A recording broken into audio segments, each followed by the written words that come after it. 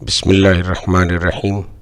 عزیز طلبہ و طالبات، اردو کلاس دہم کی نئی کتاب میں شامل پہلی نظم خطاب با جوانان اسلام کا مفہوم اور تشریح لے کر آپ کے سامنے حاضر ہیں۔ نظم خطاب با جوانان اسلام ہمارے قومی شاعر جناب علامہ محمد اقبال کی لکھی ہوئی نظم ہے، جس میں وہ نوجوان مسلمانوں کو پرجوش انداز میں مخاطب ہو کر کہتے ہیں کہ نوجوانوں، تمہارے ہاتھوں میں ملت کی تقدیر اور سربلندی ہے۔ اصل میں اقبال نے اسلاف کی عظیم تاریخ، ان کے کردار اور عمل کے بارے میں نوجوانوں کو آگاہ کیا ہے تاکہ وہ بھی اپنے قول و فعل میں اخلاص پیدا کریں اور ملک و قوم کی ترقی میں اپنا کردار ادا کریں۔ شامل نصاب یہ نظم علامہ اقبال کی کتاب بانگ درا سے لی گئی ہے، اور نصاب میں شامل اس نظم میں کل 10 اشعار شامل کیے گئے ہیں۔ نظم کا پہلا شعر ملاحظہ ہو: کبھی اے نوجواں مسلم تدبر بھی کیا تو نے، وہ کیا گردوں تھا تو جس کا ہے ایک ٹوٹا ہوا تارا۔ اب تدبر کا مطلب غور و فکر ہے، اور گردوں کہتے ہیں آسمان کو۔ اب دیکھیں، نوجواں مسلم کے بعد سائن آف ایکسکلیمیشن ہے، یعنی ندائیہ یا فجائیہ ہے، جو کسی کو مخاطب ہونے کی علامت ہے۔ اب اس کی تشریح یا مفہوم کی طرف چلتے ہیں۔ تو نظم کے پہلے شعر میں شاعر علامہ اقبال مسلمان نوجوانوں کو درس غیرت و ایمانی دیتے ہوئے انہیں ان کا شاندار ماضی یاد دلا رہے ہیں۔ وہ انہیں غور و فکر کی دعوت دیتے ہوئے کہتے ہیں کہ امت مسلمہ کے نوجوانوں، کیا تم نے کبھی اس بات پر تدبر یعنی سوچ و بچار کی ہے کہ تمہارے آباء و اجداد کیسا عروج رکھتے تھے، شہرت کی بلندیوں پر چمکنے والے ستارے تھے؟ کبھی تم نے اس عظیم و شان آسمان کے بارے میں غور و خوض کیا ہے جس کا تم ایک ٹوٹا ہوا ستارہ ہو؟ یعنی اپنے ماضی کے عروج کے بارے میں کبھی سوچا ہے؟ یعنی نہ تو تمہارے پاس اسلاف کی سی عظمت باقی ہے اور نہ ہی بلند کرداری، بلکہ تم ان سب سے عاری ہو چکے ہو۔ تمہارے آباء و اجداد نے توحید کا پیغام دنیا بھر میں پہنچایا اور دنیا کو ایک ایسا نظام دیا جس میں انسانیت کی بقا ہے۔ اقبال نوجوانوں کو ان کے ماضی کا آئینہ دکھا کر انہیں یہ سوچنے پہ مجبور کر رہے ہیں کہ یہ شاندار ماضی تمہاری اسی قوم کا ہے جو اس وقت دنیا میں سب سے زیادہ پسپا ہے۔ کیا تمہیں نہیں معلوم کہ تم کس سے نسبت رکھتے ہو؟ تم ایک عظیم قوم اور عظیم تاریخ کے مالک ہو، لہٰذا اپنی حیثیت پہچانو اور ترقی کی جانب دنیا کے ہم قدم چلو۔ دوسرا شعر ہے کہ تجھے اس قوم نے پالا ہے آغوش محبت میں، تجھے اس قوم نے پالا ہے آغوش محبت میں، کچل ڈالا تھا جس نے پاؤں میں تاج سرے دارا۔ آغوش کہتے ہیں گود کو، آغوش محبت یعنی محبت کی گود، اور تاج سرے دارا یعنی دارا بادشاہ کے سر کا تاج۔ اب دارا ایران کا بادشاہ تھا، تو یہاں پہ یہ تلمیح ہے، کیونکہ جیسے ہی دارا کا نام آتا ہے تو پورا واقعہ، کہانی یا تاریخ ہمارے سامنے آ جاتی ہے۔ اب اس کی تشریح کی طرف آتے ہیں۔ اقبال قوم کے نوجوانوں سے مخاطب ہیں اور انہیں ان کا ماضی یاد دلانے کی بھرپور کوشش کرتے ہوئے کہتے ہیں کہ اے نوجوان، تمہاری پرورش ان اسلاف کی گود میں ہوئی ہے جنہوں نے اپنے دور کی سب سے بڑی سیاسی قوت سلطنت ایران اور اس کی تہذیب کو اپنے پاؤں تلے رون ڈالا تھا۔ دارا کا لفظ اس شعر میں بطور تلمیح استعمال ہوا ہے۔ دارا ایران کا ایک طاقتور بادشاہ تھا جس کو اسکندر نے شکست دے کر اس کا سر قلم کر دیا تھا، لیکن وہ ایرانی سلطنت اور تہذیب کا خاتمہ نہ کر سکا، یعنی سکندر۔ اس ایرانی سلطنت اور تہذیب کا خاتمہ مسلمانوں کے ہاتھوں ہوا جو دارا کے بعد سے چلی آ رہی تھی۔ یہاں اقبال کا اشارہ سعد بن ابی وقاص رضی اللہ عنہ کی طرف ہے، جنہوں نے سلطنت ایران کا خاتمہ کیا تھا۔ اقبال کہتے ہیں کہ اے نوجوانان، تم تن آسان ہو گئے ہو اور دنیا کی تمام بزدل بن کر بیٹھ گئے ہو، ورنہ تم تو ایسی قوم سے تعلق رکھتے ہو جن کی نظر میں طاقتور ترین بادشاہوں کی بھی کوئی اہمیت نہیں تھی۔ تیسرا شعر ہے: تمدن آفریں خلاق آئینے جہاں داری، وہ صحرائے عرب یعنی شتربانوں کا گہوارہ۔ تمدن آفرین یعنی سماجی نظام بنانے والے، خلاق خالق تخلیق کرنے والا بنانے والا، آئین جہاں داری یعنی حکومت کے قوانین، وہ صحرائے عرب یعنی عرب کے صحرا، اور شتربان یعنی اونٹ کی لگام تھامنے والے، اور گہوارہ کہتے ہیں مرکز کو۔ اب اس شعر کی تشریح کی طرف آئیے کہ اقبال نوجوانان امت سے مخاطب ہیں اور فرماتے ہیں کہ دنیا جو جہل اور لاقانونیت کی وجہ سے اندھیر نگری بن چکی تھی، جہاں معمولی باتوں پر جنگیں شروع ہو جاتی، ایسی دنیا میں تمہارے اسلاف وہ لوگ ہیں جنہوں نے ایک اسلام کے اصولوں پہ چلتے ہوئے ایک انقلاب برپا کر کے رکھ دیا، دنیا میں ایک نئے تہذیب و تمدن اور سماجی نظام کی بنیاد رکھی اور دنیا میں علوم و فنون کو عام کیا، دنیا کو ایک نئی طرز حکومت اور قوانین سے روشناس کرایا۔ لیکن یہ سب کچھ کرنے والے لوگ کون تھے؟ جو کبھی عرب کے ریگستانوں میں اونٹ کی لگام تھامے ہوئے چلتے تھے، یعنی اونٹوں کی لگام تھامنے والوں، مشکل سے زندگی گزارنے والوں نے دنیا کو مہذب بنایا ہے اور پھر دنیا پر صدیوں حکمرانی بھی کی ہے۔ گدائی میں بھی وہ اللہ والے تھے غیور اتنے کہ منعم کو گدا کے ڈر سے بخشش کا نہ تھا یارہ۔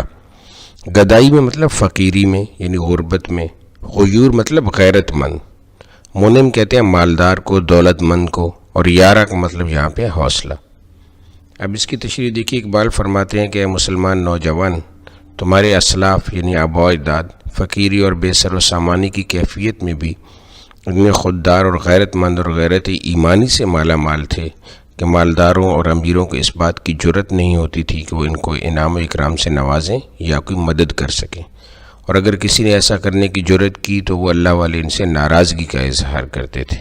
یعنی ماضی کا مسلمان فقیری میں زندگی گزارنا کسی کے آگے ہاتھ پھیلانے سے بہتر سمجھتا تھا، اپنی غیرت ایمانی پہ کوئی حرف نہ آنے دیتا تھا۔ تو تم بھی اپنے اندر اپنے آباء و اجداد والی غیرت پیدا کرو اور ان جیسے اوصاف اپناؤ۔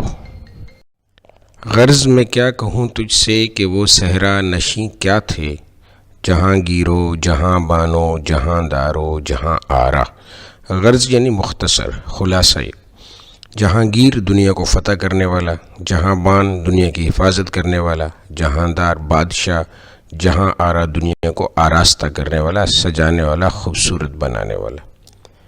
اب اقبال نوجوانوں سے مخاطب ہو کر کہتے ہیں کہ میں تم کو تمہارے آباء و اجداد کے بارے میں اور ان کی صفات کے بارے میں کیا کیا بتاؤں، بس اتنا جان لو کہ وہ ایک طرف دنیا کو فتح کر رہے تھے اور فتح کیے ہوئے علاقوں پر اور عوام کے دلوں پر حکومت کر رہے تھے، تو دوسری طرف وہ دنیا اور انسانیت کے محافظ اور نگہبان بھی تھے، اور وہی اس دنیا کو آراستہ کر رہے تھے اور دنیا کو ترقی کی نئی بلندیوں تک لے جا رہے تھے۔ ایسے تھے وہ صحرا میں رہنے والے لوگ۔ اگر ہم مسلمانوں کے عظیم ماضی پہ نظر ڈالیں تو یہ واضح طور پہ نظر آئے گا کہ مسلمان نہ صرف رزم کے تائیدار تھے بلکہ بزم علمی کے ہر شعبے میں انہوں نے اپنا سکہ منوایا تھا، اور یہ دنیا جو آج سائنسی لحاظ سے معراج پہ ہے، اس کا صحرا ماضی کے اہل علم مسلمانوں کے سر جاتا ہے۔ اگر چاہوں تو نقشہ کھینچ کر الفاظ میں رکھ دوں، اگر چاہوں تو نقشہ کھینچ کر الفاظ میں رکھ دوں، مگر تیرے تخیل سے فزوں تر ہے وہ نظارہ۔ تخیل تصور، خیال، امیجنیشن، فزوں تر یعنی بہت زیادہ دور یا پرے، نظارہ مطلب منظر۔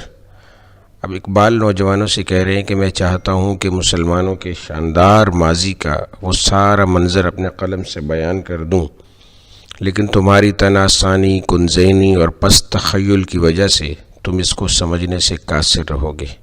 گویا ایک طرح سے اقبال نے عہد حاضر کے نوجوانوں پر شدید طنز کیا ہے کہ وہ نہ صرف غیرت ایمانی سے خالی ہیں بلکہ حسن تخیل بھی ان میں مفقود ہے، اس لیے وہ ماضی کے مسلمانوں کی عظیم تاریخی جدوجہد اور کارناموں کو سمجھ ہی نہیں سکیں گے۔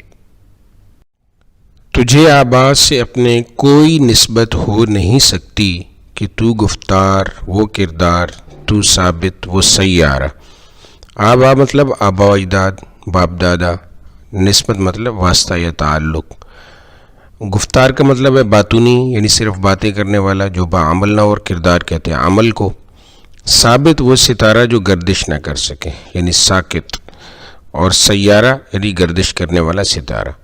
اب یہاں پہ اس شعر میں صنعت تفریق کا استعمال بھی کیا گیا ہے کہ جس میں اس نے تو اور وہ کا جو شاعر نے لفظ استعمال کیے ہیں کہ یہ فرق بتا رہا ہے کہ تم سے پہلے جو تمہارے آباء و اجداد تھے وہ کیا تھے اور تم کیا ہو۔ تشریح میں دیکھیے کہ اقبال نے اس شعر میں ماضی کے مسلمان نوجوانوں اور آج کے نوجوانوں کا موازنہ کیا ہے۔ وہ کہتے ہیں کہ اے مسلم نوجوان، تمہارے اسلاف کے عادات و اطوار اور کام کو دیکھا جائے تو ان میں اور تم میں تو کوئی تعلق ہے اور نہ ہی کوئی مشترک خصوصیات نظر آتی ہیں۔ تم صرف باتیں کرتے ہو اور گفتار کے غازی ہو، جبکہ تمہارے اسلاف کی سیرت بہت بلند ہے۔ وہ کردار کے غازی تھے، وہ ہمیشہ بعمل اور متحرک رہتے تھے، اور تم ثابت اور ساکت ہو۔ تم میں اور ان میں کوئی نسبت ہے ہی نہیں۔ وہ سادگی پسند اور سخی تھے، جبکہ تم آرائش و زیبائش کے عادی، مال و متاع کے شوقین ہو گئے ہو۔ گنوا دی ہم نے اسلاف سے جو میراث پائی تھی، ثریا سے زمیں پر آسمان نے ہم کو دے مارا۔ گنوا دی مطلب گم کر دی، اور ثریا مطلب 7 ستارے جو پاس پاس رہتے ہیں۔ یہاں پہ اصل میں ثریا سے مراد ہے بلندی، عروج۔ آسمان مطلب قسمت یا خدا۔ اب یہاں پہ صنعت تضاد کا استعمال کیا گیا، یعنی گنوانا اور پانا یہ آپس میں متضاد ہیں، جبکہ زمین اور آسمان یہ آپس میں متضاد ہیں، تو یہاں پہ صنعت تضاد جو ہے وہ استعمال ہوئی ہے۔